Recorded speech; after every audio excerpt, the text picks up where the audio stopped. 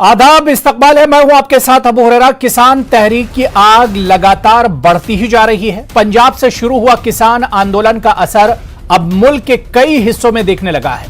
एहतिजाजी किसान दिल्ली का घेरा तंग कर रहे हैं। इस बीच आज मरकजी सरकार के वुज़रा की दिन भर अहम मीटिंगें हुई।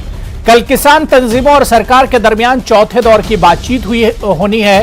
इससे पहले सरकार तमाम ऑप्शंस पर गौर फिक्र कर रही है। तो वहीं किसानों के तेवर सख्त दिख रहे हैं। किसान यूनियन ने मरकजी हुकूमत के सामने मुतालबा रखा है कि वो ज़राई कवानीन को मनसूख करने के लिए पार्लियामेंट का खुसूसी इजलास तलब करे। यहां सवाल ये उठता है कि क्या बातचीत से कोई नतीजा निकल पाएगा? क्या कल चौथे मरहले की जो बातचीत होनी है, क्या उससे मसला हल होगा? इसी को आज हम समझने की कोशिश करेंगे। लगातार एहतिजाज बढ़ता ही जा रहा है।